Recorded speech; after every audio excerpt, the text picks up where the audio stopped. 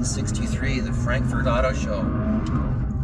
And Porsche shows the 911 sports car, briefly called the 901, for the first time. So here I am, 60 years later, almost to the day, and I'm driving the Porsche 911 ST, which celebrates 60 years of the 911.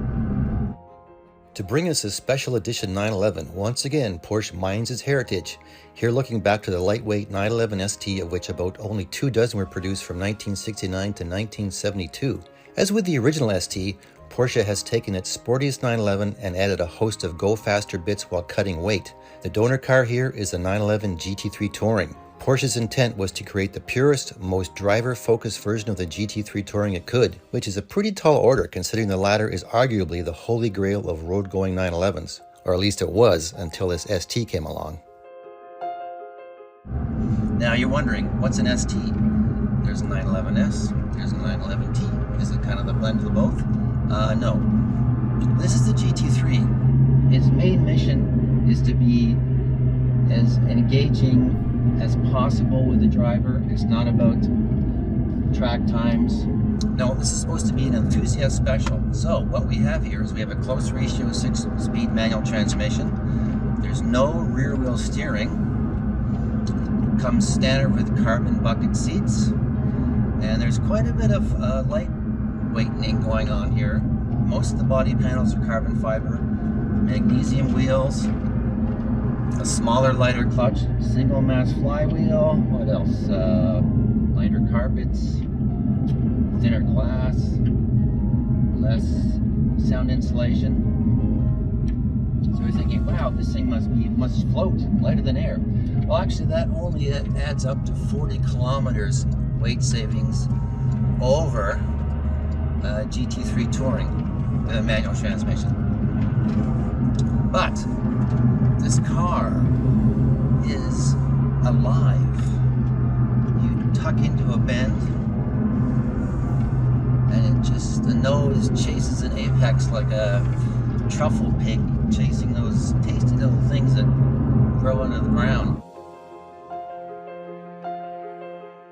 Wedge yourself into the standard carbon bucket seats, twist the key, to the left of the steering wheel, of course, and the engine barks to life and settles into a very busy idle. You won't see the expected driver mode selector on the steering wheel here, or even the selectable active exhaust. The ST is only one drive mode, and it's balls out loud and all business. Toe the throttle and the revs rise and fall like there's no flywheel. Well, actually there is one, but it's a lightweight, noisy single mass unit that is paired with a special smaller diameter clutch, the latter shaving about 10.2 kilograms. Yes, the driver's seat is the place to be in the ST. The carbon buckets hold the body in a firm embrace that has you feeling like an extension of the car. While firm and quite literally a pain in the ass to get into, they are surprisingly comfortable for the long haul. No cost, 4-way adjustable sport seats are offered for those less committed or a bit less agile. Porsche has shortened the throws of the GT3 stubby shifter in the ST. It serves up a deliciously accurate mechanical connection to the gearbox. And auto rev matching is available, although I didn't go there because really it's all about the purity of the experience. And speaking of purity, the ST's rear spoiler with its own special gurney flap deploys at 120 kilometers an hour as opposed to 80 kilometers per hour for the GT3 Touring, because Porsche feels a spoiler, well, spoils the 911's purity of line. So they held off for an extra 30 kilometers per hour. You gotta love that. And of course, the star of the show is the engine. We have the 4-liter flat 6 naturally aspirated engine that's from the GT3 RS.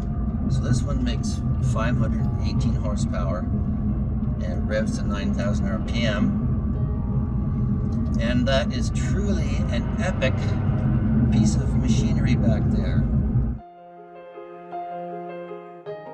Oh yes, this engine is a screamer and it needs to be revved hard to deliver. Just when most performance engines are giving up the fight at 7,000 RPM, this jewel finds a second wind and charges to 9,000 RPM like a ferret with its tail on fire. It's a thrilling, chilling, and addictive mechanical hit. Now this might be the twilight of the internal combustion era, but Porsche is making sure its iconic 911 rides off into that ICE sunset on a bottle rocket. The 6-speed manual has 8% shorter gearing, and it really shows its worth here on these tight, winding roads. Second gear tops out at 120 kilometers an hour versus about 130 for the GT3 Touring, which gives this lightweight 911 a wicked kill zone, while also ensuring Canadian customers who want to kiss the red line occasionally are slightly less felonious. Third gear is a more tractable choice now too, pulling the ST strongly out of bends it might have asked for second gear before. And can I say enough about the ST steering? Naturally, it is connected to the current gen GT3's multi-link front suspension, the only 911 ever to not have a McPherson strut setup. And Porsche's efforts to make this electrically assisted helm feel as close to a good old-fashioned hydraulic system as possible have paid off. They even reduced the steering ratio a smidge to give the ST a smoother, more natural turn-in.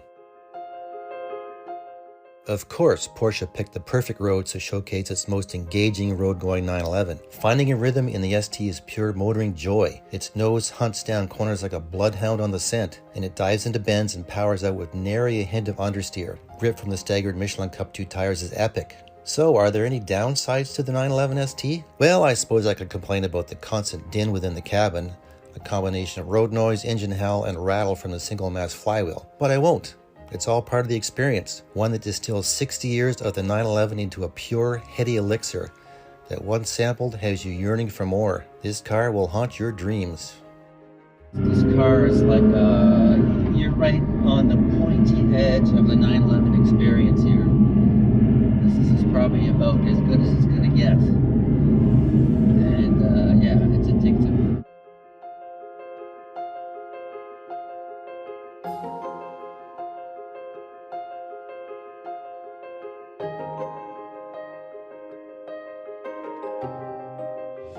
Wow, that was quite a ride. And if you're going to get one of these things, I would go for the Heritage package, which is an extra 23,000 bucks. That gets you shore blue, white wheels, and a fantastic brown interior. But Porsche will be making 1,963 of these things, and we'll see them coming to Canada probably the second quarter of 2024. Now, the base price is $343,900, but if you're lucky enough to get on the list and buy one, you can also get one of these watches. So, how can you go wrong? For Driving.ca, I'm Peter Blakeney.